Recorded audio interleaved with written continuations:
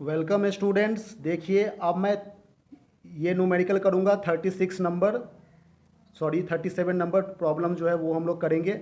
इसमें electric field के based पर इलेक्ट्रिक फील्ड का जो फॉर्मूला होता है E = KQ/R², इसी फॉर्मूले पर बेस्ड एक फार्मूला बेस्ड न्यूमेरिकल हम लोग करने जा रहे हैं ताकि आपको ये फार्मूला याद रह सके। ठीक है ना। तो देखिए इसमें क्या कह रहा है 37 नंबर न्यूमेरिकल में। इसमें ये कह रहा है बच्चों कि 2 पॉइंट चार्जेस हैं। एक की वैल्यू है 2 × 10⁻7 कूलम और एक की वैल्यू है 1 × 10⁻7 कूलम। ठीक है ना। 2 पॉइंट चार्ज है 2 × 10⁻7 कूलम और 1 × 10⁻7 कूलम। दोनों के बीच का जो डिस्टेंस है वो 1 सेंटीमीटर है। 1 सेंटीमीटर डिस्टेंस है। तो क्या कह रहा है, what is the magnitude of the field produced by either charge at the site of the other.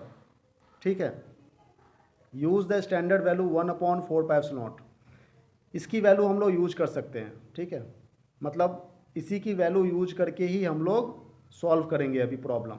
और क्या कह रहा है, what is the magnitude of the field produced by either charge at the site of the other. मतलब कोई भी एक charge दूसरे चार्ज के ऊपर क्या इलेक्ट्रिक फील्ड प्रोड्यूस कर रहा है, ये हमें कैलकुलेट करना है। तो देखिए Q1 Q2 दोनों की वैल्यू गिवन था, वो हमने लिख लिया। और यहाँ पे R की वैल्यू जो सेंटीमीटर में है उसे हम लोग क्या करेंगे, मीटर में कन्वर्ट कर लेंगे। ठीक है। और electric field due to Q1 at the site of Q2, मतलब Q1 जो है, और मान लो यहाँ पर Q1 एक चार्ज है और यहाँ पर Q2 चार्ज है। ठीक है ना। Q1 Q2 दो चार्ज है, तो दोनों ही पॉजिटिव चार्ज है। तो इधर पॉजिटिव चार्ज है तो इलेक्ट्रिक फील्ड क्या होगा, बाहर की तरफ को जाएगा। ये बात कुछ समझ में आ रही है। यहाँ भी इलेक्ट्रिक फील्ड जो है वो इस तरह से बाहर की तरफ को जाएगी। बहुत सारे electric field lines positive charge है ना, इलेक्ट्रिक फील्ड लाइन बाहर की तरफ को जा रही है। चारों सभी डायरेक्शन में ऐसे ही बाहर की तरफ को जा रही है। यहाँ भी बाहर की तरफ को जा रही है। सभी डायरेक्शन में ये इलेक्ट्रिक फील्ड लाइंस प्रोवाइड कर रही है। तो ये कह रहा है, और इन दोनों के बीच का डिस्टेंस कितना है बच्चों, इन दोनों के बीच का डिस्टेंस 1 सेंटीमीटर, मतलब 0.01 मीटर है। 0.01 मीटर। तो ये डायग्राम कुछ समझ में आ रहा है।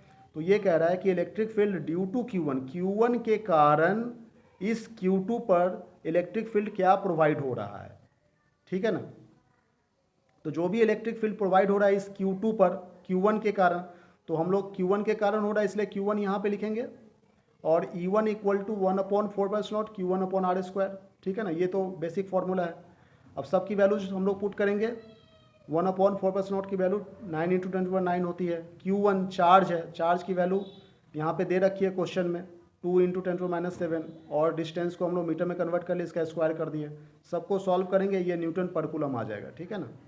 दूसरा है electric field due to Q2 at the site of Q1, मतलब Q2 चार्ज जो है, अब की बार Q2 के कारण Q1 के ऊपर फोर्स अप्लाई हो रहा है।